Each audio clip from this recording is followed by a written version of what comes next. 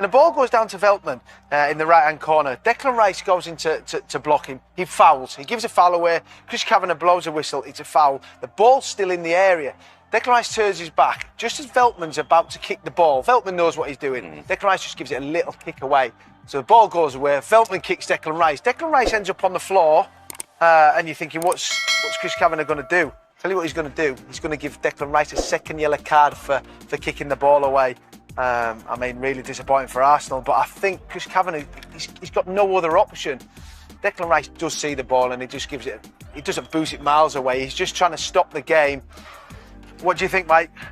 I mean, unfortunately for Declan, he's kicked the ball away, as you said, Dawes, but he hasn't kicked it far, but they've been told before the season, kick the ball away, delay any kind of restart, you'll be cautioned. He's already on a yellow card. He's got no choice but to send him off, unfortunately. Is there a measurement for what constitutes kicking it away? Well, he stopped the restart because Brighton wanted to punt it down the pitch quickly. I think the defender's been very, very clever because the defender knows what's going to happen. And that is for Declan Rice's first ever red card. This is, honestly, I feel completely different to the way you guys feel. I think that was one of the worst decisions I've ever seen. Because... okay, we've all I'm not disagreeing with you, Michael. I think it's ridiculous. Yeah, but I think we're saying, let everyone know. Okay, first point, Pedro kicked the ball away. He kicked the ball away. Yeah, but he didn't get a yellow card. The ball card. was already off the pitch. It doesn't matter. That does, could be seen. There's a ball on the sideline, which doesn't matter if you kick the ball when the ball's off the pitch. If you kick it into the top row of the stand, it doesn't matter because there's one 5 yards away. Yeah, but Arteta was about to get the ball and throw it to it. It looked like he was going to get it ball and throw it to his player. That's what it looked like to me. And I'm not being biased here. I'm being totally neutral to whatever. It kicks the ball away. So in my mind, I think that's probably time wasted. That's the first point. The second point is Veltman. Okay, I've played in that position a lot of the time. First of all, he's going to argue that he's trying to play a quick free kick. That's a nonsense. So, one, if you're going to play a quick free kick, you do not throw the ball 5 yards in front of you. You put your hand on the ball and then you pass it or wherever you want to do. And you don't take a quick free kick there anyway because you wait for your team to be set. So then he throws the ball. It goes like he's going to kick it. Get the reverse angle of actually the game. There's nobody in the space where he's about to kick it anyway.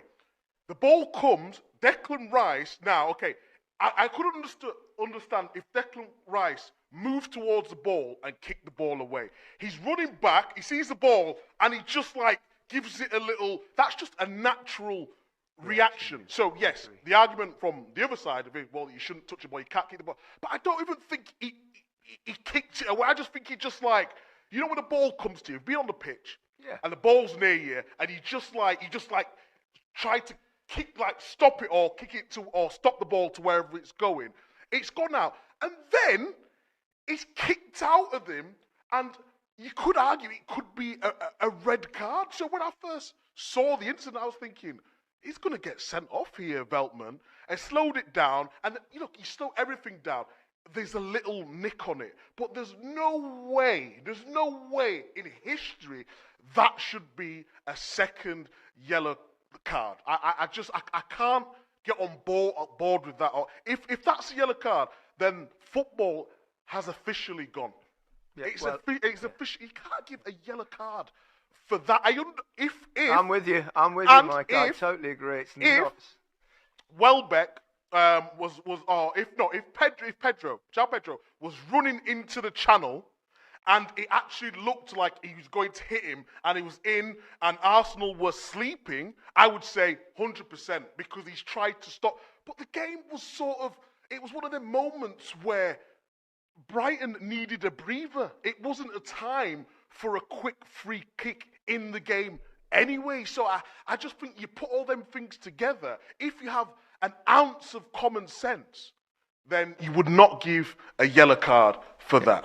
I have to agree. And also, of course, when you're saying even if he was trying to take a quick free kick, the ball was still rolling. You can't hit a rolling ball on a free kick. We know that.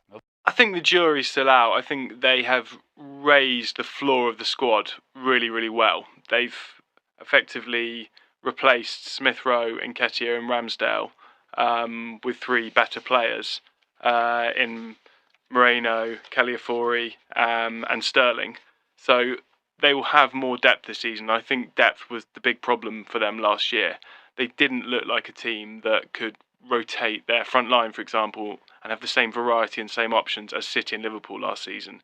Their front line starting on paper was great, but I didn't think they had the same kind of depth and options there. I still don't think they do, but obviously you'd prefer having Sterling coming off the bench or starting than you would Nketiah. Similarly, Arteta clearly prefers Mourinho to Smith Rowe, so I think they'll be happy with the window, particularly as they've more or less broken even in terms of spending. I think they've recouped about 90 million and spent about 100 million, so they've had a pretty tight window in that regard. I think they still look a little bit short of depth for me. I mean, obviously, Jesus is injured again. Gabriel Jesus, he gets a lot of injuries. That leaves them a little bit short of numbers up front. They've still got the same numbers they had last year in that area. I think they'll be happy with the window, but I'm not convinced they've improved the squad enough to close the gap to City, who, as we all know, are just a kind of seemingly unstoppable winning machine. But I think overall Arsenal will be relatively pleased.